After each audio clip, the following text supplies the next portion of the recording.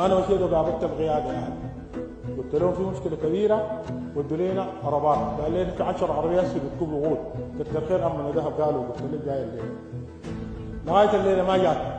واخواننا نحن الصفوف الاماميه كان بنقول انا ما خايف من زول من الشهيد عبد الله حسين، كنا في العمليات اول الناس الغاز اللي قاعدين ديل، وفي الفاشر نحن الحرارات ديل الرجال اللي وراي ديل حروا الفاشر، بقول واقع الكلام ده يصل محمد حمدان نزل وما ننسى دور عبد الله حسين في المقدمه وفي العمليات وديل اشوف نحن بتقع علينا 18 دول بيجيبوا لنا عربيه. الكلام ده نحن لوقته ومعي الغاز ده حنتكلم فوق دايري ما في لكن حنتكلم للغايب لو احيانا تدينونا بالفهم ده نموت معاهم في الجمود ما يقوموا قدامنا ضمن وصلها يعني. وانا اشكر القياده اللي جات وقفت بعرباتها وحلحلت والشكر والتقدير للاخوه رئيس مجلس الشورى عيسى محمد عبد الله والاخ رئيس المجلس الاستشاري والكوكب اللي اتكلمت بيه اولادنا ديل كلهم. يعني عندنا قيادات في الولايه دي تعلموا تماما.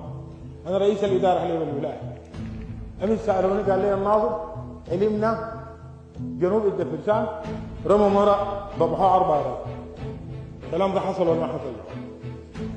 ودي هي المشاكل الجايه. وانا بقول ربنا يهدينا يا اخي. فنحن عشان كلامنا حلنا هناك في مسير كذا ولا بعضه سمعتوا الكلام. انا حتى ديل اقصى الشمال وديل اقصى الجنوب، والليله انا بامن القرارات التي اتخذها المكتوم واللجنه. ديل اقصى الشمال وديل اقصى الغرب، اقصى الجنوب واقصى الشمال حسب ما هم يروهم مناسب، وما دايرين اي زول في المحل. اللجنه تتخذ القرارات لمتين ترحل الناس. اخوانا ما موت بينادي. انا من الحكومه الفاتت في الجنوب برهان الفاتت يقولوا الموتور يسولوا في دار بنالبا رفضت قالوا خلوه بحين مساحه السلاح. كم مره بتجي حمله انا بقول لا ما يسأل اي زول واي زول شاب يقول الكلام ده. قلت في الجوانب وقلت في صلاه العيد 3 صلاه انا بقول في الكلام يا هل اي زول سلاح يضم فيه. بيجي اليوم الاسود تلقوه ما تتكافل. السي ده حصل ده بيعجبني يا اهلي ما بيعجبني. بقينا بفتفتوا لك خشوا البيت بفتفتوا مرتين. انا بقول ربنا يهدينا جميعا.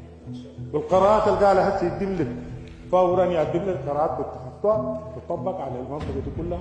المنطقه دي تكون فاضيه زيها وزيها.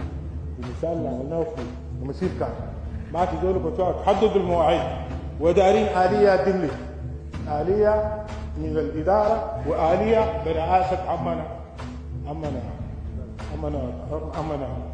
داب عبد العزيز فاشل والاخوه دي المعادله كلهم اليه بيهم هم بترحيل الناس. وانا بقول المحليه الاخ صديق المدير التنفيذي لعبد الرشاد محمد ادم المدير التنفيذي وكم تقوموا بالدور الكامل. كل المال بتاع المحليه ده وفروا لنا لحل القبل. كل المال بعدين جابوا وغودهم بياكلوا المصاريف. توفر لهم الوقود توفر لهم الحاجات الدارية كلها يحسبوا لهم الامر الماشي بيننا. ونحن انا امن للمؤتمر اللي قالوا مؤتمر الصلح مؤتمر حقنا الخاص بينا اللي قال المجلس مجلس الشورى يرعى المؤتمر ده. وانا اقول انا بناصر العرف اللي عملناه يوم 5/7/2025 نطبقه بكله. ودي اذاعه الاهليه لو في زول شاكين فوق هو قاعد ولا هم كلهم قاعد. والله ماشيين بجهد المغل ماشيين بجهد المغل ادارات. طيب بسم الله اللهم صل على رسول الله. انا الدملي الدوليات مختار من زول الدملي عموما بنعلم. بالنسبه للحدث اللي حصل في منطقه تيري يوم الاحد المساء على الاثنين عموما كان حدث مؤسف جدا وراح ضحيته قرابه 15 شخص من ابناء القبيله. احنا جينا وتداركنا الامر بحمد الله سبحانه وتعالى. كان معنا اخونا زين النور العمده ومعه اخونا عبد الوهاب